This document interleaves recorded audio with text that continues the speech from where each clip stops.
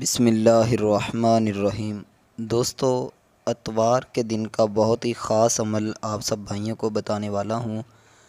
یہ وظیفہ اتوار کے علاوہ بھی آپ کر سکتے ہیں، لیکن اتوار کے دن اگر آپ یہ وظیفہ یہ عمل پڑھتے ہیں تو انشاءاللہ اللہ کے فضل سے، اللہ کے فضل و کرم سے،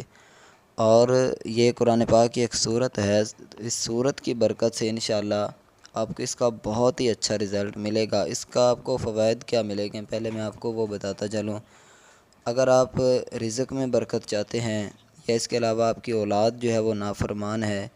یا آپ عزت چاہتے ہیں، تو بہت ہی یہ مجرب عمل ہے۔ اگر آپ چاہتے ہیں کہ لوگ آپ کی عزت کریں، لوگ آپ سے پیار محبت کے ساتھ ملیں،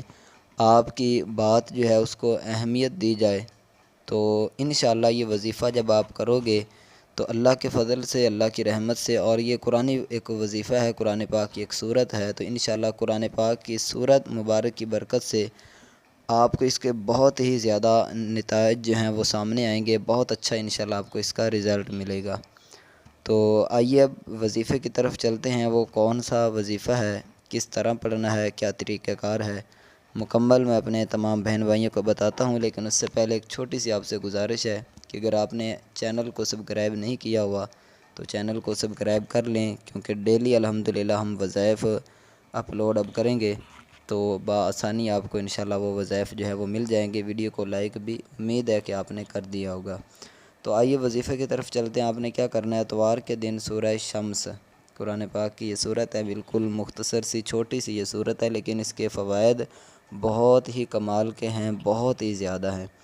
تو آپ نے سورہ شمس کو صرف 7 مرتبہ پڑھنا ہے، کوئی اتنا آپ کا زیادہ ٹائم نہیں لگے گا، بالکل مختصر سا یہ ٹائم ہے۔ 7 مرتبہ سورہ شمس کو آپ نے پڑھنا ہے، اول آخر 11 مرتبہ درود ابراہیمی آپ نے پڑھنا ہے، ٹھیک ہے۔ اس کے بعد آپ کی جو بھی حاجت ہو، یاد رکھیں جب وظیفہ کریں کوشش کریں کہ تنہائی میں یہ عمل آپ پڑھیں، یعنی کہ کوئی بھی آپ سے بات کرنے والا نہ ہو۔ بعض اوقات کیا ہوتا ہے کہ بندہ لوگوں سے باتیں بھی کر رہا ہے، ساتھ وظائف بھی پڑھ رہا ہوتا ہے، یا اس کے علاوہ موبائل ہاتھ میں ہوتا ہے، موبائل بھی چلا رہا ہے اور ساتھ وظائف بھی پڑھ رہا ہے، تو اس طرح یہ وظائف جو ہیں یہ ان کی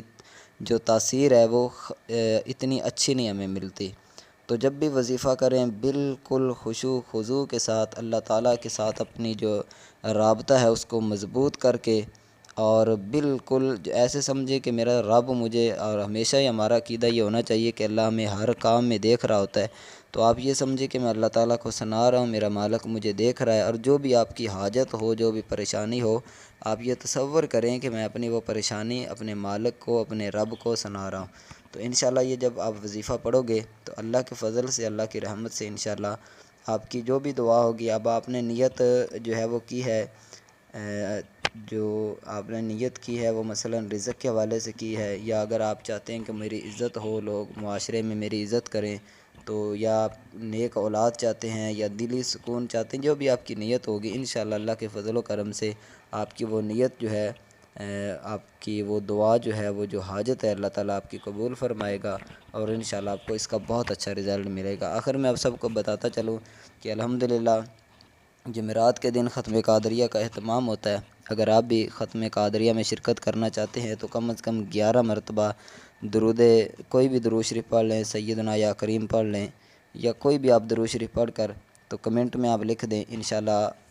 خصوصی دعا میں آپ کو بھی شامل کیا جائے گا۔ اس کے علاوہ اگر آپ استخارہ کروانا چاہتے ہیں تو نمبر آپ کو شو ہو رہا ہوگا، اس نمبر پر رابطہ کریں، انشاءاللہ آپ کا فی سبیل اللہ جو ہے وہ استخارہ بھی کیا جائے گا۔ اپنا خیال رکھیے گا، مجھے بھی دعاؤں میں یاد رکھیے گا۔ السلام علیکم ورحمۃ اللہ وبرکاتہ۔